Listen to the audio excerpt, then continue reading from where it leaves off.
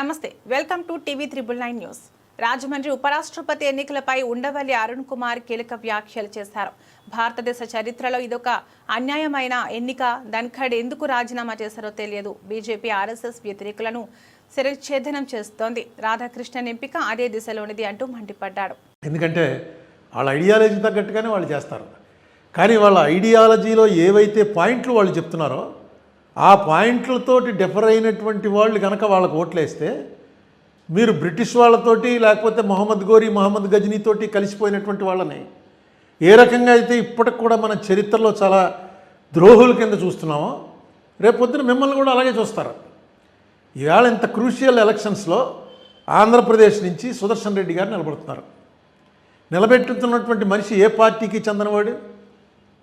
ఆ సోషలిస్ట్ భావాలు ఉన్నటువంటి వాడు, సెక్యులర్ భావాలు ఉన్నటువంటి వాడు. ఆయనతో నాకు స్వల్ప పరిచయం. ఈ మధ్య కాలంలోనే 2-3 మీటింగుల్లో కలిసి పాల్గొన్నాం. అవగాహన ఉన్నటువంటి వ్యక్తి. నెక్స్ట్ కాన్స్టిట్యూషనల్గా ఎక్స్పర్ట్. ఎందుకంటే సుప్రీంకోర్టు జడ్జి గారు రిటైర్ అయ్యారు. Constitutional expert. కాన్స్టిట్యూషన్ అనేది ఫింగర్ టిప్స్ మీద చెప్పగలిగినటువంటి సమర్థత ఉన్నటువంటి వ్యక్తి. ఈవేళ ఆయన్ని కూటమికి వ్యతిరేకమైనటువంటి అభ్యర్థిగా నిలబెట్టారు.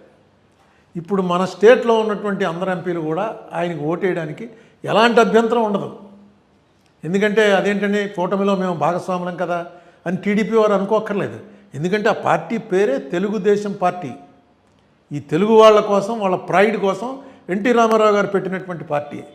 ఎప్పుడైతే తెలుగు అభ్యర్థి సుదర్శన్ రెడ్డి గారు పోటీ చేస్తున్నాడో మాకు ఈ పార్టీలు ఇవన్నీ కాదండి, మా తెలుగుదేశం పార్టీ సుదర్శన్ రెడ్డి గారికే ఓటేస్తాం మేము అని చెప్పి డైరెక్ట్గా వేయచ్చు.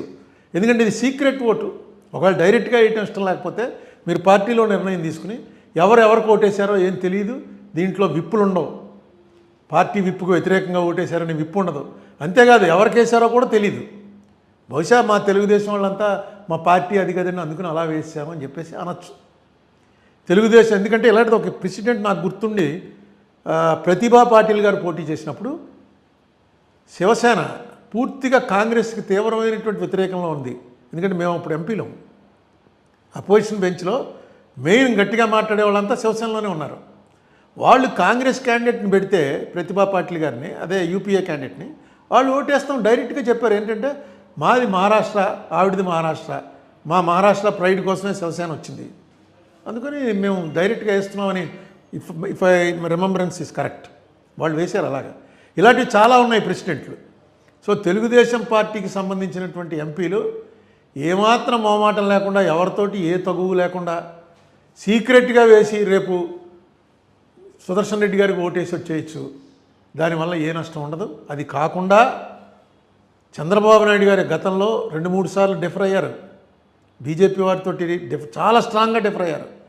ఈ దేశంలో చంద్రబాబు నాయుడు గారు విమర్శించినంత స్ట్రాంగ్గా మోడీ గారిని, బీజేపీని విమర్శించినటువంటి మరొక నాయకుడు లేడు.